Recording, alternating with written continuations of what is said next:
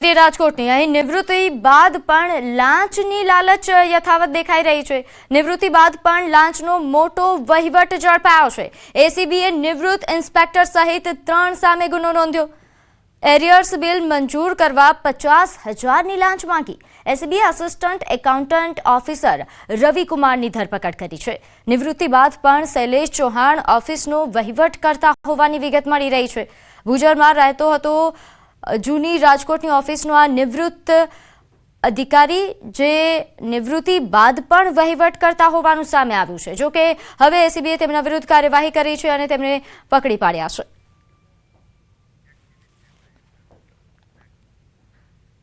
તો સુરતમાં રહેણાંક મકાનના ઓટલે ચાલતા વરલી મટકાના જુગારધામનો પીસીબી દ્વારા પર્દાફાશ કરવામાં આવ્યો।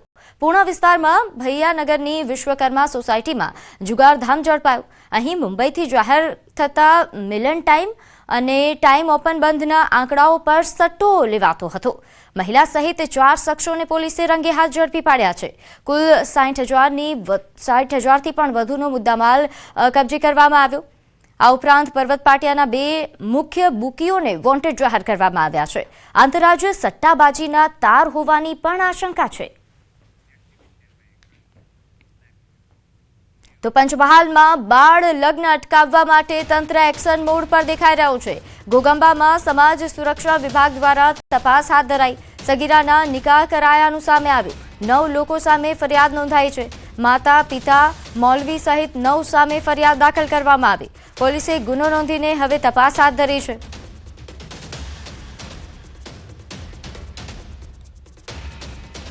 તો અરવલ્લીના ધનસુરા તાલુકામાંથી નવજાત બાળક મળી આવ્યું। વખતપુરા ગામની સીમમાં આવેલા ખેતરમાંથી આ નવજાત શિશુ મળી આવ્યું છે। 2.5 કિલો વજનનું સ્વસ્થ બાળક છે।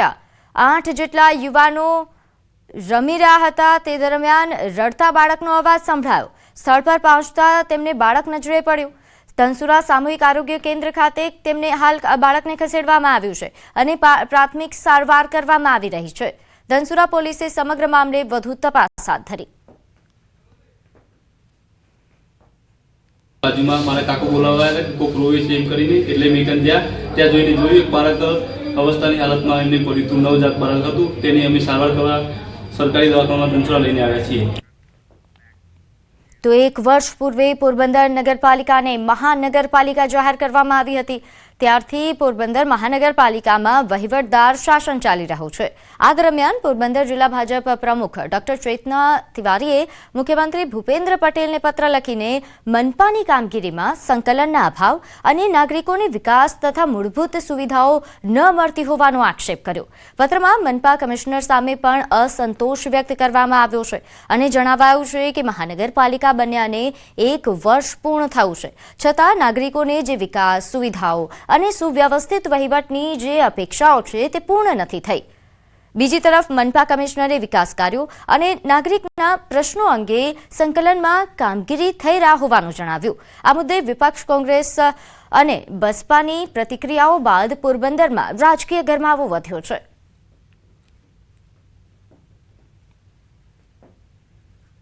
આ જે કમિશનર છે એને આપણે રજૂઆતો લોકોની સુવિધા નથી, લોકોની પ્રોબ્લેમ છે એની જે રજૂઆતો લોકો આપણી આગળ આવીને કરતા હોય છે, તો આપણે જે કમિશનર થઈ જશે કરીને એમ ઢીલી નીતિ કરે એટલે આપણે ત્યાં મુખ્યમંત્રી શ્રીના કાર્યાલયે લેટર લખી અને જાણ કરી કે અધિકારીને સૂચના આપે કે લોકોની સુવિધાઓમાં ધ્યાન રાખે અને લોકોના પ્રશ્નોના વાચા આપે। આ બાબતે મારે કહેવાનું કે મહાનગરપાલિકા બન્યા બાદ શહેરના વિકાસના કામો આપણે ત્વરિત ધોરણે હાથ ધરવામાં આવેલા છે। શહેરના વિકાસના કામો હોય કે નાના મોટા પ્રશ્નો હોય, દરેક પ્રશ્નમાં જે ઉચ્ચ પદાધિકારીઓ છે એમના સંકલનમાં કામગીરી કરવામાં આવતી હોય છે। જે મોટા વિકાસના કામો છે એમાં પણ એમનું માર્ગદર્શન મેળવવામાં આવતું હોય છે। મને તો એ નથી સમજાતું કે ભાજપના પ્રમુખે એવો આક્ષેપ કર્યો કે ભાઈ વિપક્ષના કામ કરે છે, અમારું માનતા નથી એમ। હવે આમ જોવા જઈએ તો ભાઈ તમારે કમિશનરની કે કોર્પોરેશનના કોઈ અધિકારીની જરૂર જ નથી। ભૂતકાળમાં આપણે જોયું છે કે રવિવારના દિવસે કે તમે ભાજપના બધા આગેવાનો સાથે મળી અને કોર્પોરેશનની અંદર તમે પ્રેસ કોન્ફરન્સ કરો છો ત્યારે તમારે કમિશનરની જરૂર નથી। તમે પ્રજાને કામ કરવા માંગો છો કે પ્રજાને ગુમરાહ કરવા માંગો છો? મને તો એવું લાગે છે આમાં ક્યાંક ને ક્યાંક બેનને ક્યાંક વ્યક્તિગત કંઈક આઘું પાછું હોય, થોડું અંગત કામ હોય અને ન થતું હોય એને હિસાબે આ બધું કરે છે. કમિશનર બધા પક્ષનું કરવાનું હોય, ખાલી ભારતીય જનતા પાર્ટીના એજન્ટ તરીકે કામ કરવાનું ન હોય. બીજા અધિકારીઓ આ બાબતે સબક લેવાની જરૂર છે. જ્યારે જ્યારે જેઓ ભાજપનું કામ નહીં કરે ત્યારે તેની પણ ફરિયાદ થવાની. અને હાલ બનાસકાંઠાથી એક મહત્વપૂર્ણ ખબર. જિલ્લામાં વહેલી સવારથી જ વાદળછાયું વાતાવરણ જોવા મળ્યું છે. બનાસકાંઠામાં આકાશમાં કાળા વાદળો છવાયા છે. ખેડૂતો હવે ચિંતિત છે. કમોસમી વરસાદ આવે તો ખેડૂતોના પાકોને નુકસાન થઈ શકે છે. ઘઉં, રાયડો અને બટાકા, વરિયાળી આ પાકો બનાસકાંઠામાં ખેડૂતોએ વાવ્યા છે, તેમને નુકસાન જવાની ભીતિ છે. વાતાવરણના બદલાવથી ખેડૂતો ચિંતામાં મુકાઈ ગયા છે. વધુ માહિતી મેળવીએ બનાસકાંઠાથી સંવાદદાતા કિશોર તુવર જોડાયા છે. કિશોર, બનાસકાંઠામાં કયા કયા વિસ્તારોમાં વાતાવરણમાં પલટો છે? બનાસકાંઠા જિલ્લાના અમીરગઢ, પાલનપુર, ડીસા, ધાનેરા તેમજ દાંતીવાડા વિસ્તાર જે છે તે વિસ્તારની અંદર વહેલી સવારથી જ વાદળછાયું વાતાવરણ જોવા મળી રહ્યું છે.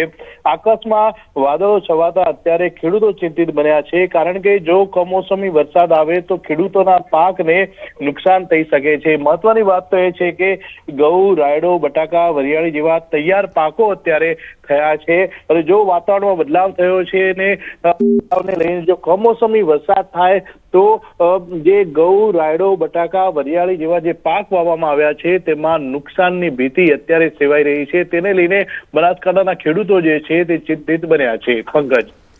જી કિશોર, આભાર માહિતી આપવા માટે. તો બનાસકાંઠા જિલ્લામાં વહેલી સવારથી જ વાદળછાયું વાતાવરણ છે અને મોટાભાગના તાલુકાઓમાં હાલ આ જ પ્રકારનું વાતાવરણ જોવા મળી રહ્યું છે, જેથી ખેડૂતો ચિંતિત છે.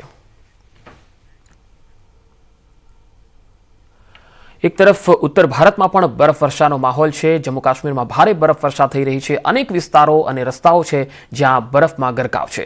શોપિયાના તહેસીલમાં પાર્ક કરેલા વાહનો બરફમાં ગરકાવ થયા. આ તસવીરો તમે જોઈ શકો છો, જ્યાં જે દ્રશ્યો આવી રહ્યા છે. બરફમાં જે વાહનો છે એ જાણે ગળાડૂબ થઈ ગયા હોય. આ પાર્કિંગમાં મૂકેલા વાહનો છે, પરંતુ બરફ એટલો પડ્યો, હિમવર્ષા એટલી થઈ છે કે આ બધા જ પાર્કિંગમાં મૂકેલા વાહનો છે એ બરફમાં ગરકાવ થઈ ગયા છે. શોપિયાથી આ તસવીરો આવી રહી છે, જ્યાં પાર્ક કરેલા વાહનો બરફમાં ગરકાવ થયા. તો જમ્મુ કાશ્મીરમાં 8 દિવસની ભારે હિમવર્ષા પછી શોપિયાના બજારો ફરીથી જીવંત થઈ ઉઠ્યા.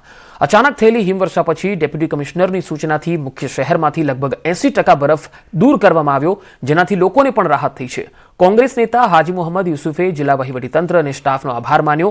આ સાથે તેમણે મ્યુનિસિપલ કાઉન્સિલરના કાર્યકારી અધિકારી સોહેલ અહેમદ પાસેથી તક મસ્જિદ વિસ્તારમાંથી બરફ સંપૂર્ણપણે દૂર કરવાની માંગ કરી. अब जब बर्फ आया आहिस्ता आहिस्ता क्लियर हो जाएगा इंशाअल्लाह रहमान. अब कुछ परसेंट जो बाकी रहा, ये बाजार के हालात देखिए आप. पहले रोडों की कनेक्टिविटी हो गई, अब ये बर्फ हटाना है, इसके लिए तो आज लिफ्टिंग हो रही है जनाब. હિમાચલ પ્રદેશના શિમલામાં ભારે હિમવર્ષા થઈ રહી છે. ડોડરાકવારમાં -6 ડિગ્રી તાપમાન નોંધાયું છે, જ્યાંથી તસવીરો આવી રહી છે. આવી ધ્રુજારી ઉપજાવી દે એવી ઠંડીમાં 4 ફૂટ જેટલા બરફના થર વચ્ચે પણ કર્મચારીઓ ફરજ બજાવતા નજરે પડે છે. રસ્તા હોય કે પહાડો, ચારે તરફ બરફના થર છે. વૃક્ષો પર જાણે લીલોતરી ગાયબ થઈ ગઈ હોય તેમ લાગે છે. વૃક્ષો પર પણ બરફના થર જામી ગયા છે.